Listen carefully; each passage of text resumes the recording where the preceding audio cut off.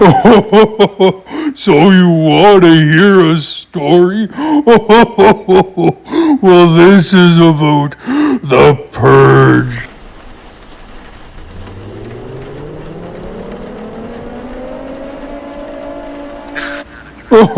This is not a drill. The purge has begun, and villains are on the loose.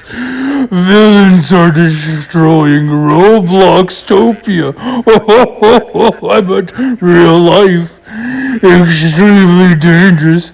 Keep doors locked and windows closed and protect your family. The purge was back. Another year, another blood-soaked night of chaos. Marshall sat alone in his dimly lit basement, typing out the final few lines of an email, the invitations. He smirked to himself as he hit send all. Each message read, "Come to my place. We'll ride this purge out safe together. Don't be late." It sounded friendly, but under that calm exterior, Marshall was seething. He hadn't forgotten Christmas, when everyone left him out, when they laughed and celebrated without him. This purge was his redemption, his revenge, his lesson. Across the city, the messages arrived. Dom scoffed. "Marshall's house? Fine, but if that lazy prick's fridge is empty, I'm eating his sister out." Malcolm read it, confused, distracted as always. Wait, was this for tonight or next week? Huh. Yoder nodded to himself while stirring his milk with a pinch of brown sugar. Alright, guess we're doing this again. Hope the HVAC system there doesn't suck this time. Flying read his, anxiety twisting his stomach. A group thing. Yeah, I guess I'll go. Don't want to make anyone mad. Clayton looked up from painting his skateboard. Cool. Sleep over at Marshall's? Fuck. Yeah, even Justin Lane, the mysterious pharmacist himself, got one. He was running late, working overtime before the streets locked down for the night. As the invitation spread, one mailman had his route intercepted. He was on his way to deliver one last envelope when Parker and Jacob appeared from the shadows. Parker limped forward, his breath wheezing, the corners of his mouth twitching into a grin. Jacob smirked. Both men lunged at the mailman, tearing away at his clothes, and Flesh, three-little goblin creature, ran out from a bush, eating at the mailman's body, grabbing the envelope from the dead man's hand. "Marshall's house, huh?" Jacob said. "Perfect." That night, under the flicker of a broken streetlight, the two began to plan. In their hands were the green stones, glowing faintly. They believed they carried the voice and blessing of their god, Elliot Page. 2 days later. As night fell, one by one the group arrived. The house was an old two-story wreck in the suburbs. Cracked driveway, flickering porch light, boarded up windows. Inside, it smelled like dust, oil paint, and stale pizza rolls. Marshall greeted each of them, putting on a fake smile. "Glad you all made it."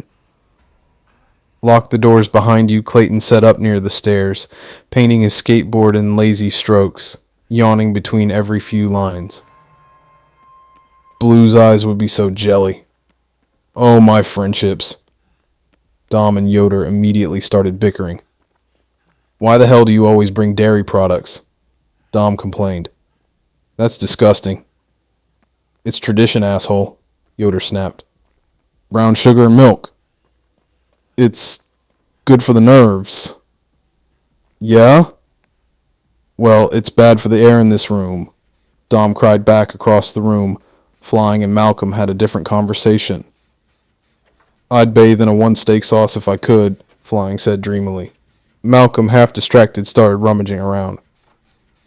"Wait, I think Marshall's got some..." Flying's eyes widened. "Don't you dare," he said in his head, but aloud said, "How are we?" Marshall, meanwhile, huddled in a corner with the ICUM group. Quentin and Cody.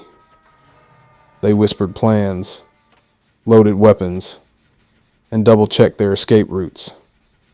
Upstairs, the group began hammering boards over the windows, dragging furniture into door frames. But when Dom took a head count, he frowned. "Where's Justin?" The room went quiet. "He said he was coming," Yoder muttered. "Probably stuck in traffic. He'll be fine outside." Justin Lane was not fine. Justin jogged down a dark side street, muttering to himself. "Missed work, missed dinner, and now I'm missing the damn purge shelter. Great. Fucking great."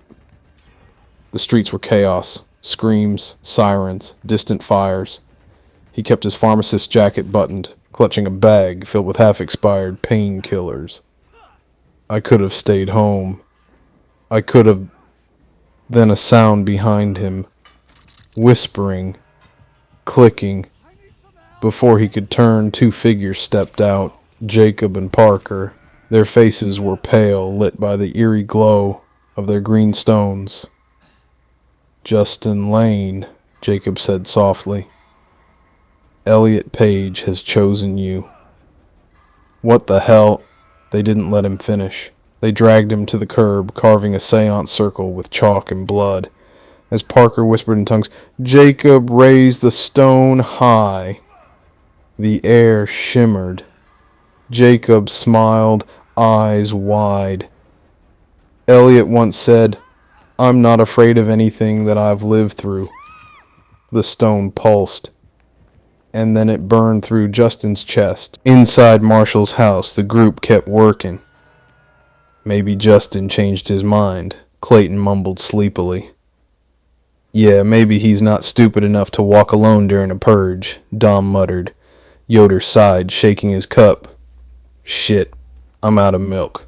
Dom smirked. "Finally some good news." Yoder glared at him. "You don't talk about my milk." "Or what?" Dom shot back. "You gonna throw lactose at me?" The two lunged at each other. Splat. The cup of milk flew, splashing across the wall. "No!" Yoder screamed. "That was my last one!" He grabbed his backpack, pulling out a single block of cheese, his emergency backup from the last purge. "That's it," Yoder muttered. "Old reliable." Malcolm wandered toward the door, watching the street. When he saw a figure limping toward the house, he perked up. "Hey, Justin's here?" He unlatched the door. "Hey, man." But the thing that stepped through wasn't Justin. It was wearing him. Three little goblin goons. Before Malcolm could scream, it lunged. The fight was chaos. The thing that had once been Justin tore into the room, limbs twitching, voice gurgling words that weren't its own. Dom swung a chair, smacking the creature on the back. Yoder tackled the creature and proceeded to tickle it. "For my baby, this sash is for you." While tickling the creature, Yoder heard a familiar sound. It was... Yoder's long-lost brother was inside the thing. His voice came through, weak, muffled, terrified. The fighting stopped. The world seemed to freeze. Yoder reached his hand into the Justin and pulled his brother from the goons and Justin flesh and held his brother close. "It's okay," he whispered. "We'll get you out, okay? Just hang on." They embraced, tears and blood mixing. Then, behind them, Marshall stepped forward. He stared at the brothers, his face expressionless. He walked to the corner of the room, where an old TV hummed softly, with static. He reached behind it and pulled out a grenade. "This is what happens," Marshall said quietly, "when you don't invite me to Christmas." He pulled the pin. "Bitch!" The explosion ripped the room apart. When the smoke cleared, Yoder, his brother, the goons, all gone. Marshall stood over the carnage, face lit by the dying sparks of flame. Lesson learned. The silence didn't last long. "What?" The fuck? Marshall! Dom screamed, voice breaking. Clayton dropped to his knees, clutching his broken skateboard. He killed them! He killed Yoder. And my board. Flying trembled, staring at his phone. No. My call. It's supposed to come in. I can't miss it. Shit. It's on silent. No. Shut up, Flying. Marshall snapped, turning on them all. You think I lost it? You think I didn't plan this? CUM runs this house now. You follow my rules or you die next. Dom slammed his hands on the table. Every goddamn holiday turns to shit. I swear to God we can't do anything without blood on the floor. Marshall pointed to the basement door. Move.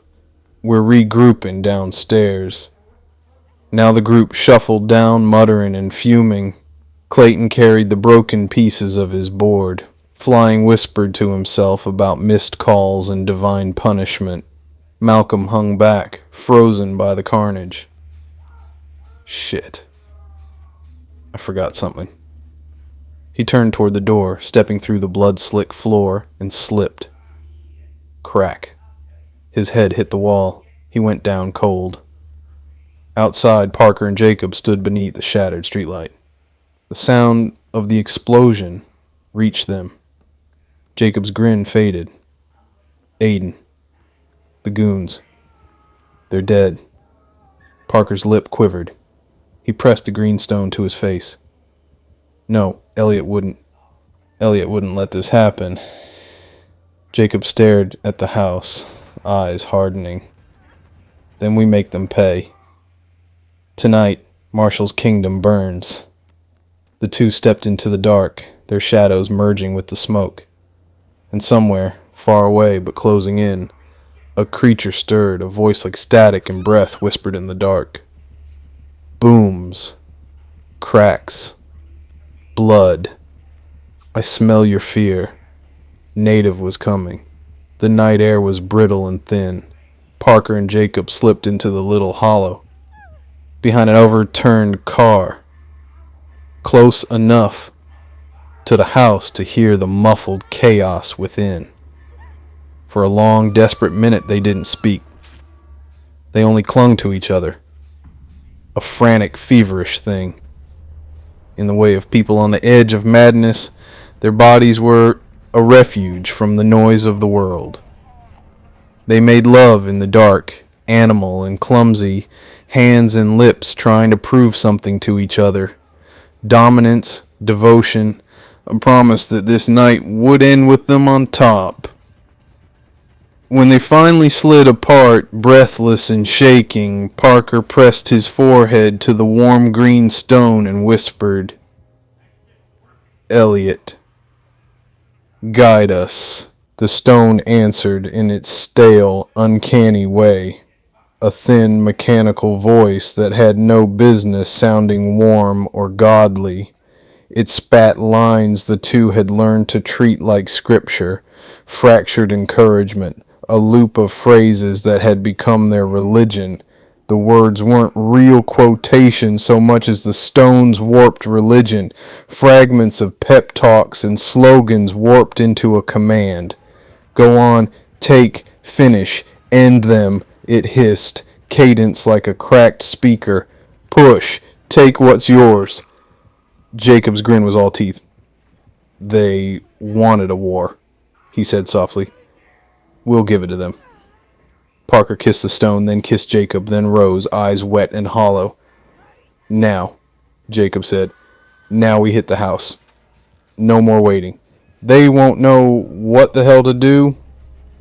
Downstairs, the basement smelled of smoke, scorched wood, and the iron tang of blood.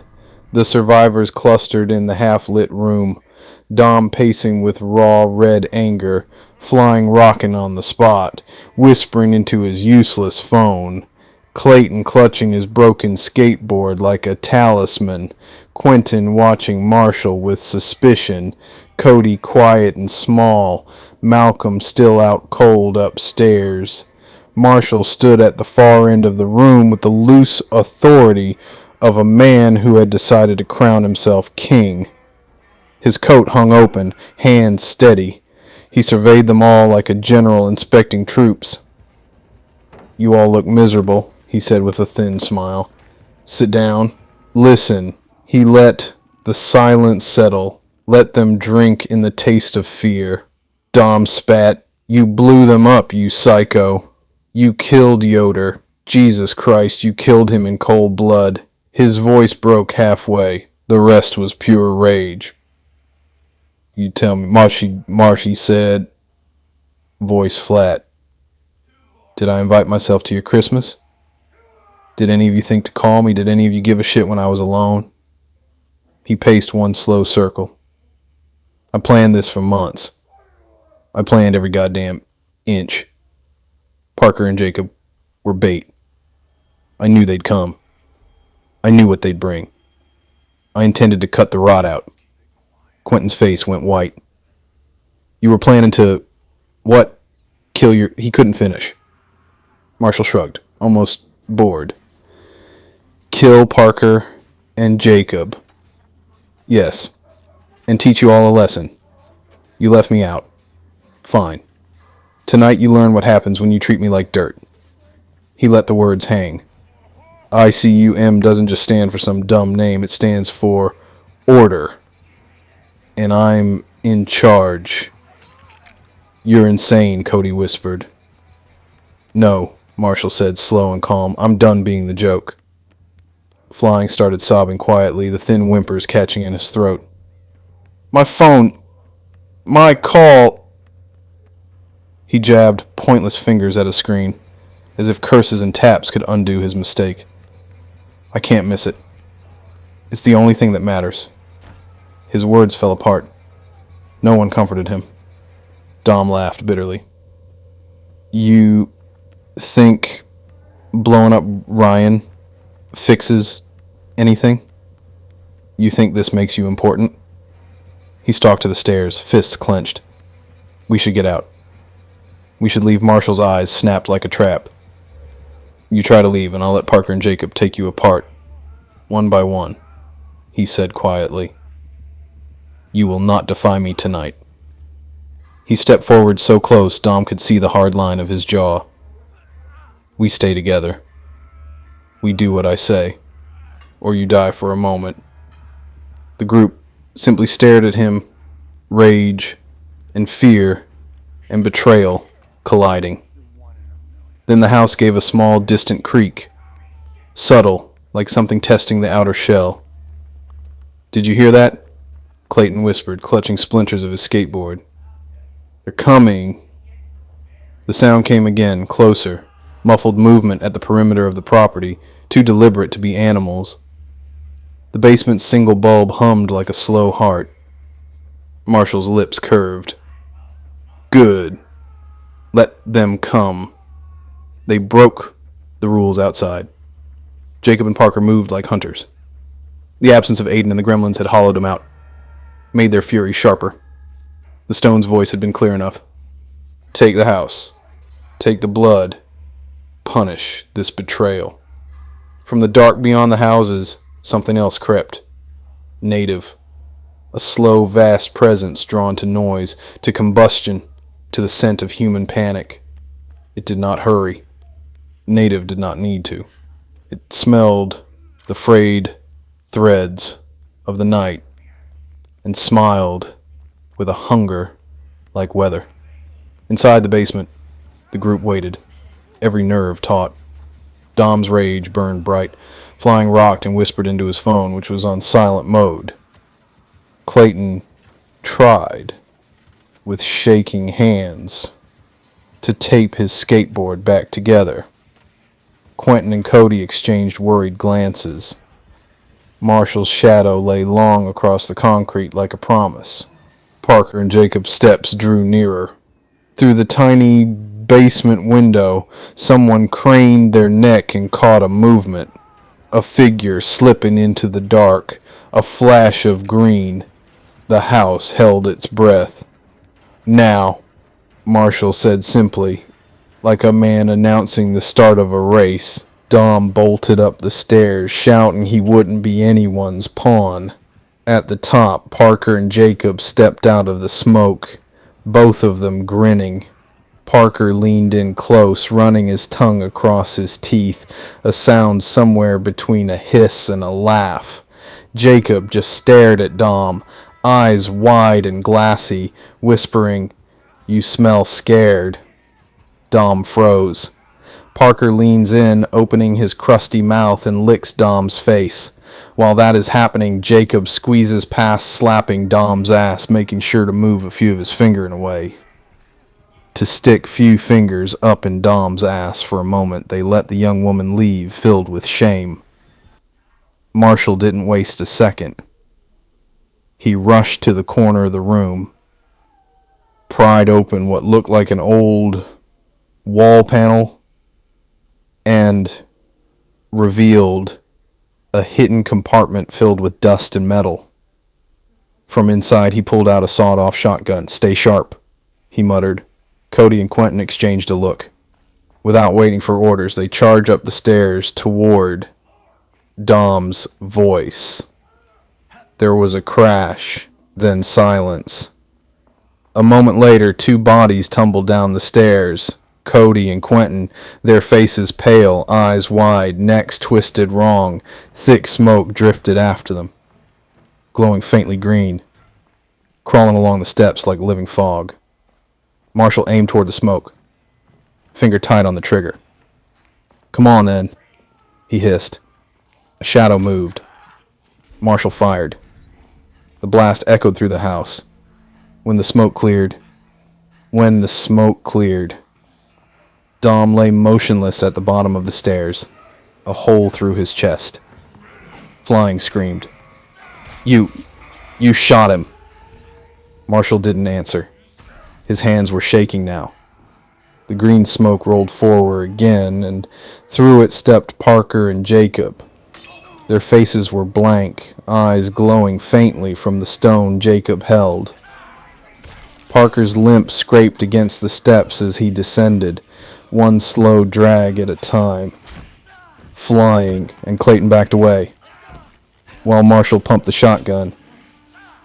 "They're here," he said. Parker smiled, teeth catching the green light. "We told you we'd come." The group tensed. No more words, no more hesitation. Everyone knew what came next. The final fight was about to begin. Parker and Jacob hit the basement first, the air vibrating with their shrill laughter. Marshall swung his shotgun up just as Jacob lunged. The blast shook the walls, green light flashing across everyone's faces. Flying's phone buzzed violently in his hand. "Finally! I've been waiting all night." He flicked the screen, switching it off silent, and the ringtone screamed through the room before Jacob slammed into him. Flying hit the ground hard, the phone still ringing beside him. Marshall turned, leveled the gun, and fired again. Jacob went down. Marshall exhaled, smoke rolling from the barrel. "Guess your head matches your red hair now," he muttered, almost proud of the line. Parker roared from across the room, "You'll pay for that!" Clayton charged him with his broken skateboard, yelling something about art never dying. But Parker tackled him mid-swing. The two crashed through a table, wrestling and shouting. The green stone glowed brighter, pulsing like it had a heartbeat of its own. "Stay down!" Clayton yelled, shoving Parker off him. But Parker was faster. He raised the stone high, his face illuminated in its light. It hummed, almost speaking. A soft voice escaped from it, quoting Elliot Page, distorted but calm, words no one could fully make out. The room went still for a moment, then Clayton stopped moving. Malcolm, still unconscious in the corner, twitched once and went limp again, his breathing uneven. Before stopping, Malcolm died from flying's brain-eating amoeba. Marshall stared across the chaos. Only he and Parker were still standing. The green light filled the basement, washing over their faces. They stood across from one another, blood, sweat, and dust in the air. Parker smiled weakly. Looks like it's just as now. Marshall steadied his shotgun.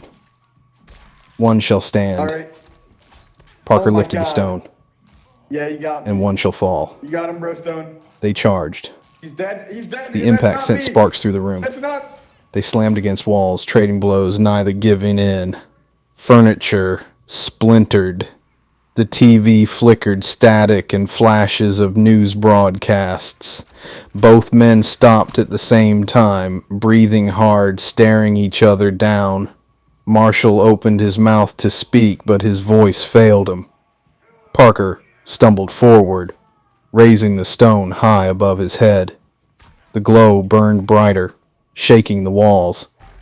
Then a voice, calm, deep, inhuman, cut through the noise. I found you. The green light shattered like glass. Everything went black. Marshall woke up gasping. He was on his couch. His chest ached. Sweat covered his face.